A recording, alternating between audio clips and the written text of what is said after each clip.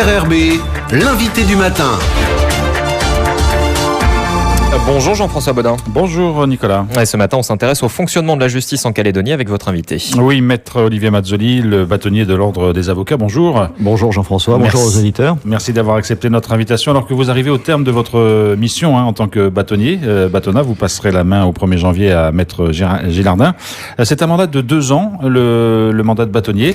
C'est une charge ? C'est une charge, c'est déjà un grand honneur, c'est un peu une fonction à la fois honorifique et en même temps qui demande beaucoup d'investissement personnel, à la fois humainement et en matière de travail. Donc c'est une charge en plus puisque tout en étant bâtonnier, on est encore et toujours avocat. Donc on a son cabinet qui continue à fonctionner, les clients, et puis bien sûr à côté, la famille, les enfants, tout ça à faire de front. Alors maître Mazzoli, est-ce qu'on peut dresser un bilan de vos 2 ans de bâtonnier ? Est-ce qu'il y a des grands secteurs sur lesquels vous avez l'impression que les choses ont avancé pour les avocats en Calédonie ? Alors c'est toujours difficile de dresser son bilan et pas de pas faire dans la fausse modestie, mais je pense qu'on a eu avec Laure Chatin, qui est mon vice-bâtonnier, quand on s'est présenté aux élections au suffrage de nos confrères, puisqu'on est élu par l'ensemble des avocats pendant ces 2 ans. On avait pour ambition de faire sortir l'avocat du palais de justice. C'est-à-dire l'avocat est un chef d'entreprise, est aussi un père ou mère de famille, et donc là, on voulait un petit peu arrêter que cette image nous colle de l'avocat avec sa robe sur le dos. Qui vit au palais de justice, quoi. Voilà. Donc ça a été, et je pense que là-dessus on a un bilan vraiment positif. Hier, les avocats ont conclu des partenariats avec la Chambre de commerce pour des consultations juridiques gratuites, des partenariats avec la direction de la protection judiciaire de la jeunesse. On est allé dans des collèges, dans des lycées, expliquer aux lycéens les risques des réseaux sociaux. On est allé à la journée des droits de l'enfant. On est allé à la nuit du droit. On est allé très impliqué, mon bâtonnier, vice-bâtonnier, est très impliqué dans la lutte contre les violences faites aux femmes, dans le comité de lutte pour la prévention de la délinquance.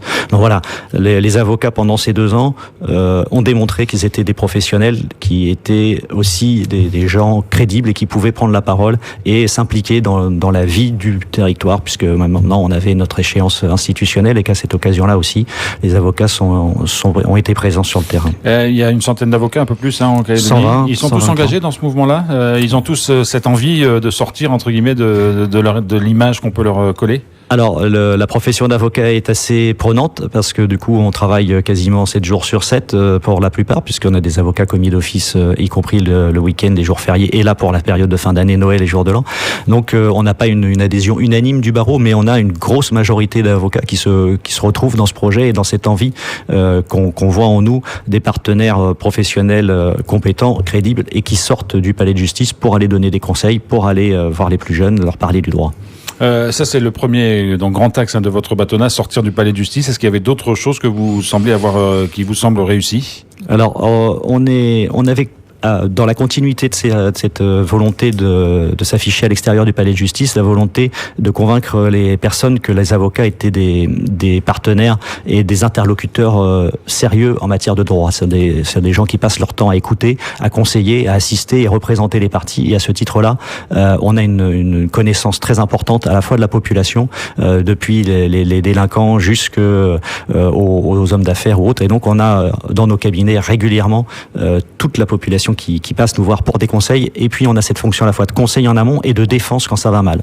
Donc on a voulu que les avocats soient reconnus comme des partenaires et des gens, et donc c'est un des points importants de notre action pendant ces 2 ans. Maintenant, aussitôt que les institutions envisagent un projet de réforme, aussitôt que les médias ont besoin de quelqu'un qui prend la parole sur un sujet de justice, on pense aux avocats, et ce sont les avocats qui prennent la parole et qui viennent expliquer avec leur expérience et leur vécu d'avocat, leur qualité humaine, ce qu'ils pensent du sujet. Et ça, c'était quelque chose qui me tenait à cœur et sur lequel je pense que nous avons réussi. Et puis il y a la formation, parce que les avocats sont soumis en quelque sorte même à une formation quasiment constante tout au long de leur parcours professionnel. Donc ça aussi, c'est le bâtonnier qui gère ça.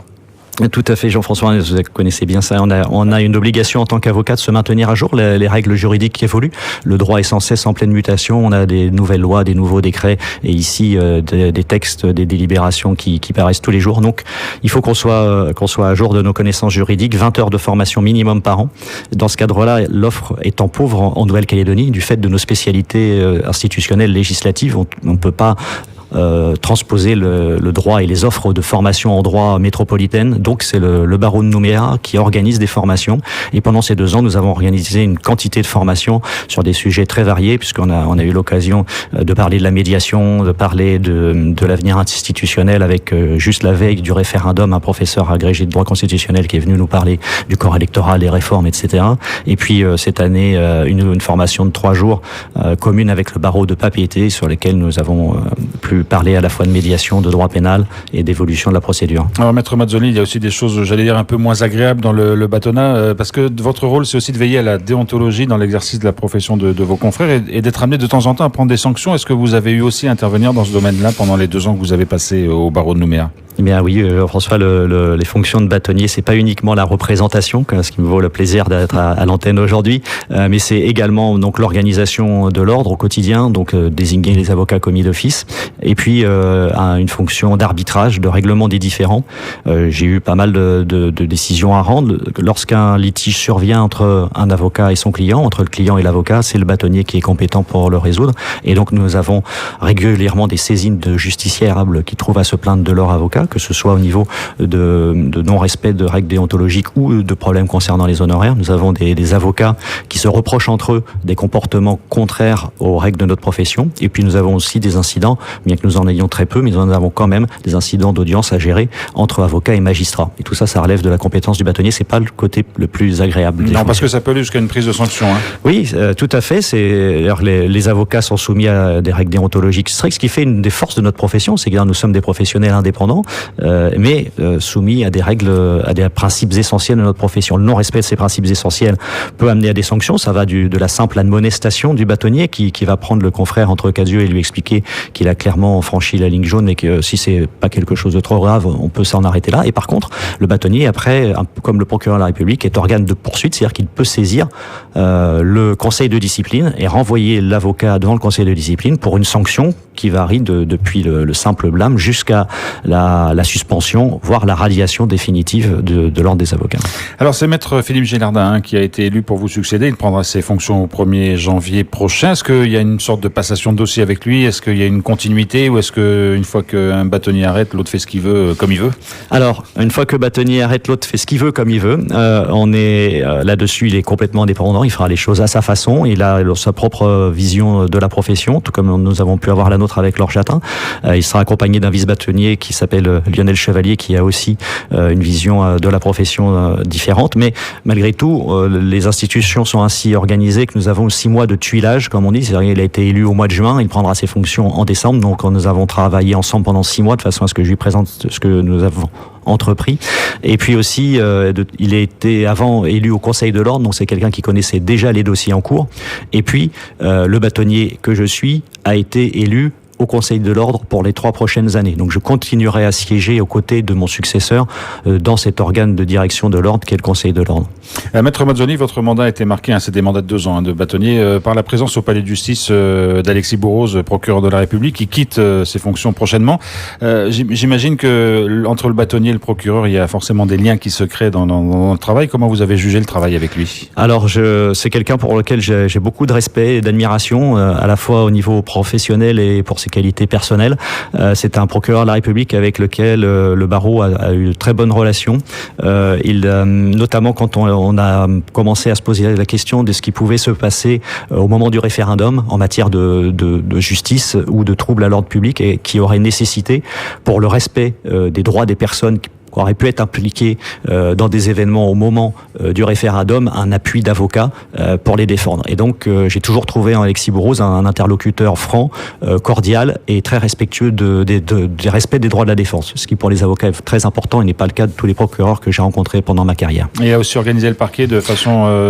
il a un peu changé les choses au sein même du parquet. Hein. Exactement. Son intervention au sein des services du procureur de la République du tribunal de première instance de Nouméa était déterminante avec une équipe soudée, cohérente, organisée avec des pôles de compétences et aussi une permanence du parquet qui a été sérieusement réorganisée, ainsi qu'une façon de traiter les dossiers qui, pour nous, avocats, a été considérablement améliorée.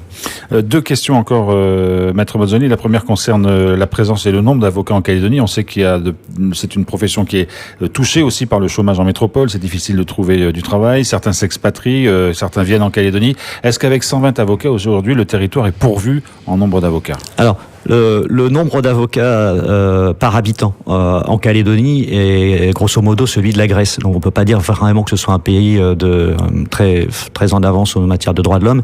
Il est très inférieur au même taux en métropole. Donc par contre on a une particularité, c'est que l'essentiel de l'activité judiciaire est quand même concentré sur Nouméa, une section détachée à Koné, et puis on a une petite activité à Lifou et un TPI à Wallis, mais on est tous il y a qu'un seul cabinet sur Koné.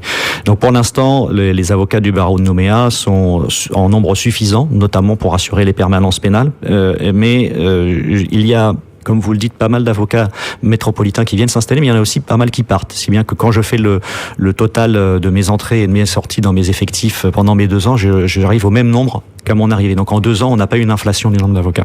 Et ça vous semble un nombre quand même correspondre à la réalité de la vie ici? Oui, ça me semble même tout si à fait inférieur à métropole. Voilà, exactement. Par rapport aux besoins de droit, par rapport au nombre d'affaires et à l'organisation juridictionnelle telle qu'elle est actuellement, le nombre est tout à fait satisfaisant. Dernier point, Maître Mazzoni, on en a parlé régulièrement. On a vu les avocats manifester aux côtés d'autres professions de justice contre la réforme de la justice en métropole. Et puis on en a entendu parler. Elle est adoptée. Vous avez pas obtenu ce que vous vouliez? Ah oui, bien évidemment. Donc on a fait 6 jours de manifestations, de grèves, d'actions de justice morte avec des protestations de l'ensemble de la profession relayées ici au niveau local. Eh bien non, la profession a été, pour certains le disent, dupée par la chancellerie qui a mené des négociations de façade au terme desquelles les avocats ont fait un certain nombre de concessions. Et puis finalement, par un heureux concours de circonstances, le texte qui a été voté était celui qui était le projet initial qui avait été présenté avant la concertation avec les avocats. Donc forcément, la réforme qui a été adoptée est très loin de ce que l'on voulait qu'elle soit. Et on en paye les conséquences. Y compris en Calédonie? Alors, oui, parce que plusieurs aspects de la réforme de la loi d'orientation sur la justice concernent la procédure civile ou des domaines dans lesquels la Calédonie n'est pas impactée.